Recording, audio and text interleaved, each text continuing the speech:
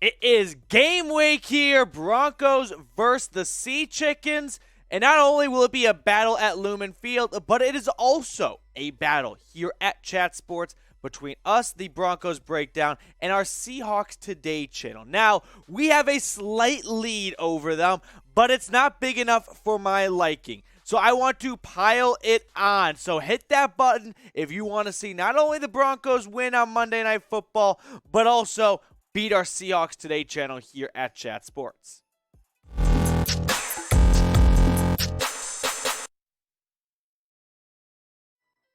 What's going on, Broncos country? Welcome into the Broncos Breakdown by Chat Sports. Matthew Peterson here with the latest injury news for the Broncos, including a key starter, so stay tuned for that. Plus, we are going to look at some NFL power rankings, a bit of a roundup across all the big J's, all the blue checkmark media outlets, so we'll take a peek at that. We got a jam-packed show for everyone today, so make sure you click that sub button if you haven't already.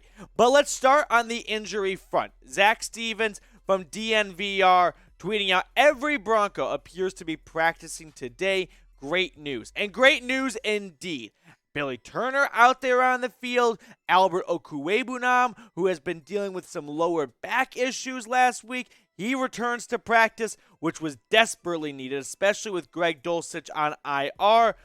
I don't want to see the top two tight ends go down before week 1 of football. But maybe the biggest or most noteworthy name to keep an eye on, Jonas Griffith, the starting inside linebacker next to Josey Jewell, who went down in the preseason with a dislocated left elbow, has returned to the practice field, and that is awesome to see because God knows the Broncos need him back on the field. There's just not a ton of great depth right now for the Broncos at inside linebacker. Outside of Josey Jewell, you've got Alex Singleton, who I think is a serviceable backup, who's had some good years with the Philadelphia Eagles. I don't know if he is ready to be your true starting inside linebacker, run gapping backer, right? That's not what the role I want to see him in just quite yet. And then you've got Justin Strnad. Now, Jonas Griffith, a lot of hype for a player who ended last season on a hot streak. Last 5 weeks of the season was one of the best off-ball linebackers according to Pro Football Focus. An overall grade and a nice one too of 69.1. Was great against the run, improving in pass coverage. We're talking about a player who was traded from San Francisco and was viewed as a special teams fringe player. And then he wowed everyone over the last third quarter of the season, and he came into training camp looking like a whole new man. The Broncos need him back. They've got to be able to stop the run because Seattle, if they've got any chance of winning against the Broncos, it's not going to be through Geno Smith in the air. It'll be about riding the high of Rashad Penny last year, who was one of the best backs in football for the final couple games of the season. Now, some other injury news. On the offensive line, Billy Turner returning to practice, or already returned, but was out at practice today. Very curious to see who's going to start at right tackle. Will it be Calvin Anderson, or might it be Billy Turner? That is definitely a spot to keep an eye on for as the week progresses and we get closer to Monday night. Now, speaking of Monday night here, I want you all watching right now to get in the comments section and give me your score predictions for Broncos versus Seahawks. Off the cuff right now, give me Broncos 31, Seahawks 13. I bet Seattle maybe keeps it. No, actually, I'm going to go 28-13. But I bet maybe Seattle scores an early touchdown. And it's like, oh boy, are they going to get revenge against Russell Wilson? And then they're unable to keep up with the Broncos for all 4 quarters. So that's my score prediction. I'll go 28-13. Let me know what yours is down below. Now, the Broncos announced their 2022 captains today. 2 on offense, 2 on defense, and special teams. Russell Wilson, Courtland Sutton, Bradley Chubb, Justin Simmons, Brandon McManus. Now, if you remember, when the Vic Fangio era started, he just sort of rotated captains throughout the week because honestly, it's just for the coin toss and for the locker room. And everyone in the locker room knows who the captain is. They don't need to see him out for the coin toss side of things. But it is good to see players like Courtland Sutton, but maybe specifically Bradley Chubb, because he's entering a season where it feels like all the stars are aligning, right? The most healthy he's been since coming in 2018. He's got Randy Gregory opposite him. Not that Von Miller was a bad sidekick, or he was more the sidekick, but fresh, feels like a fresh slate, entering a contract year, poised to really put together a great season and maybe stick around a mile high for more years to come. So those are the 5 captains for the Broncos. Next up on the show, we are going to overreact to NFL power rankings because all the big media outlets drop their rankings, and you know what? Some of them are pretty bad, and that's fine. That's fine because you know what? Standings are not determined by Mike Florio and Pro Football Talk. So we're going to go through those rankings. I'll give my top 10 rankings, and I'll get you guys involved in the show. But first, week 1, like I said, right around the corner, and you do not want to be the guy when football kicks off on Sunday and you went, oh crap, I forgot to get my picks in. I forgot to get my bets in. And that's why you got to get partnered with BetUS, who is offering Broncos Country 125% deposit bonus, people. What does that mean? You want to put $100 in? By all means, do so. They're going to tack on an additional $125. Below $225. Say below? No. Spend wisely. Invest. Look at this like a CD, a college fund, if you will. Broncos minus 6.5 is a mortal lock. Geno Smith is not going to keep this a 1-touchdown game. There is not a way that this happens. Broncos minus 6.5. I like the under 2 because the Broncos will do their fair share of scoring. Geno Smith, he ain't getting the job done.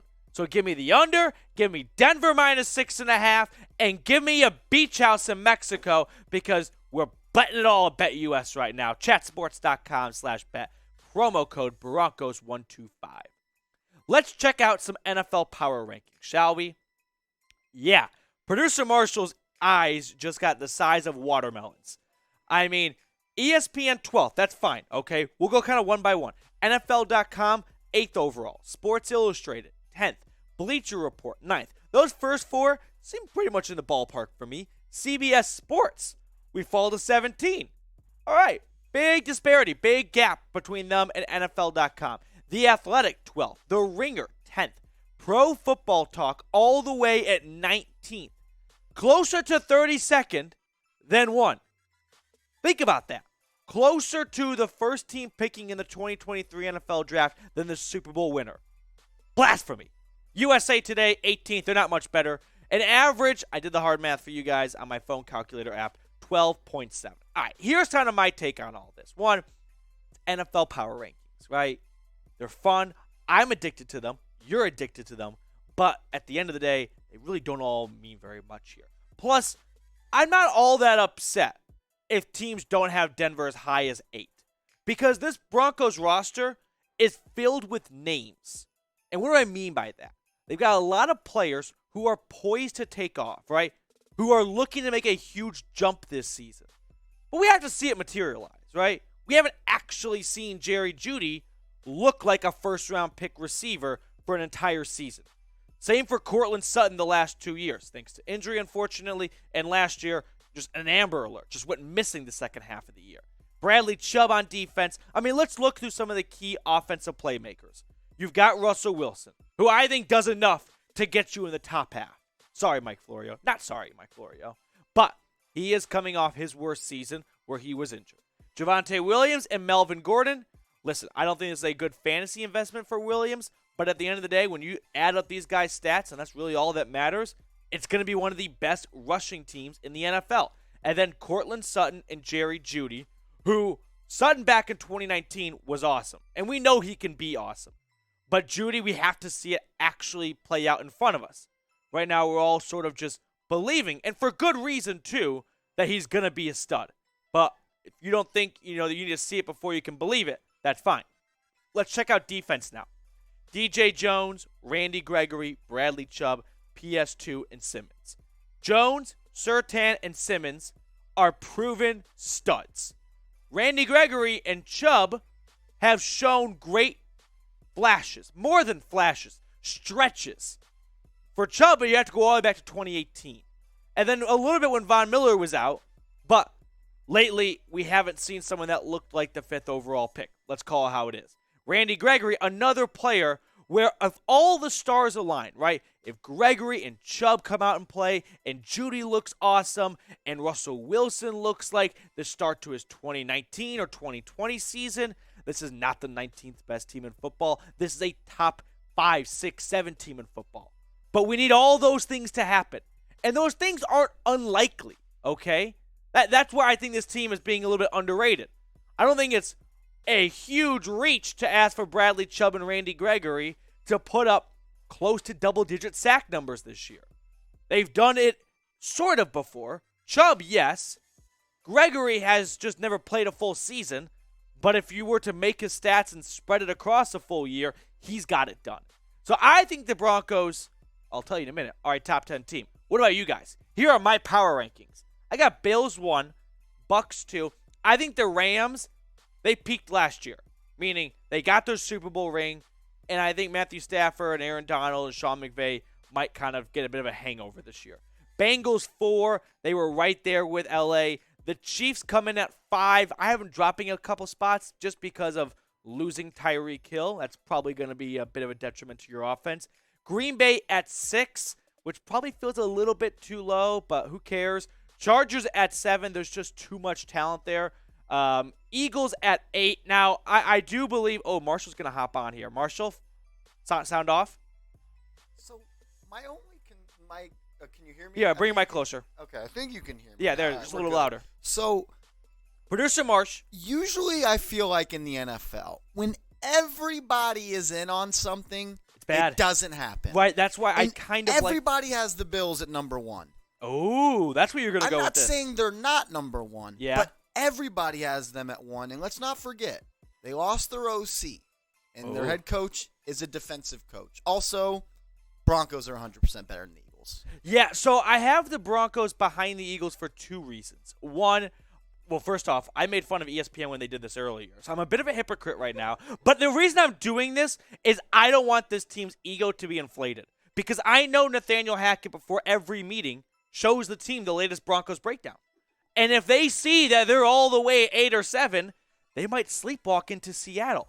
I don't want them to be sleepless in Seattle. No, I want them to be fired up in the rainy city. So I have the Broncos at 10 only for motivation, but also to make a stance and say they are a top 10 team. They are not 19th, Mike Florio. You're a smart guy. That was a dumb decision. All right, before we get on out of here, an interesting little news story I want to get across to you guys.